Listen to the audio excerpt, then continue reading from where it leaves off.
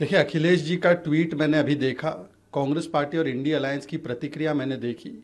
वक्फ बहाना है, INDI alliance को फिर से वोट बैंक को भड़काना है और जो जमीनों को ग्रैब करते हैं ऐसे लैंड ग्रैबर्स के साथ खड़े हो जाना है।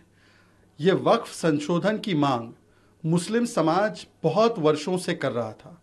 आगा खानी समाज हो, बोहरा समाज हो, दरगाहों के निज़ाम और दरगाहों के सज्जादा नशीन हो, या अलग अलग तबके से मुस्लिम समाज के लोग हो, वो कह रहे थे कि मुस्लिम वक्फ में अकाउंटेबिलिटी आनी चाहिए, ट्रांसपेरेंसी आनी चाहिए, पार्टिसिपेशन आना चाहिए, अलग अलग सेक्ट्स का, महिलाओं की पार्टिसिपेशन होनी चाहिए, मॉनिटरिंग होनी चाहिए।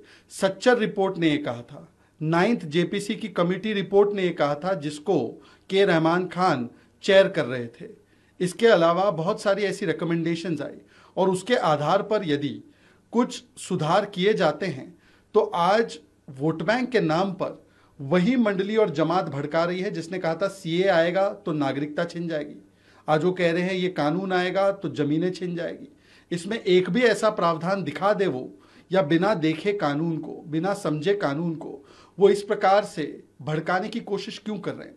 ये इसलिए कर रहे हैं क्योंकि पिछले कुछ वर्षों में हमने देखा है कि वक्फ, जिसके पास असीमित ताकत थी, अनलिमिटेड पावर्स था, कैसे वो अलग अलग जगहों पर जमीन तो कब्जा कर रहा था। कैसे कभी ताजमहल को अपनी जमीन बताना, कभी भोजशाला को बताना, कभी कोई मंदिर को बताना, कभी पूरे गांव को बता देना जिसमें 1500 साल पुराना मंदिर है। और इस प्रकार की असीमित ताकत वाले वक्फ की जमीनों की तादाद आज रेल और डिफेंस के बाद नंबर 3 पर आई। उसके पास 9 लाख एकड़ से ज़्यादा ज़मीन है पर इनकम 200 करोड़ से कम है।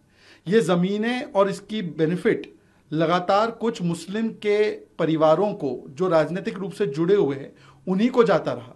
तो आज जब अखिलेश जी और इंडी अलायंस इसका विरोध करते हैं तो वो कहीं ना कहीं गरीब मुसलमानों के खिलाफ जाकर उन एलीट मुस्लिम समाजों के साथ खड़े हैं, उन लोगों के साथ खड़े हैं जिन्होंने इन जमीनों को ग्रैब करके अपने व्यक्तिगत हित के लिए इस्तेमाल किया है। आज सवाल ये भी पूछा जाना चाहिए कि क्या वक्फ में संशोधन करना ये गलत बात है?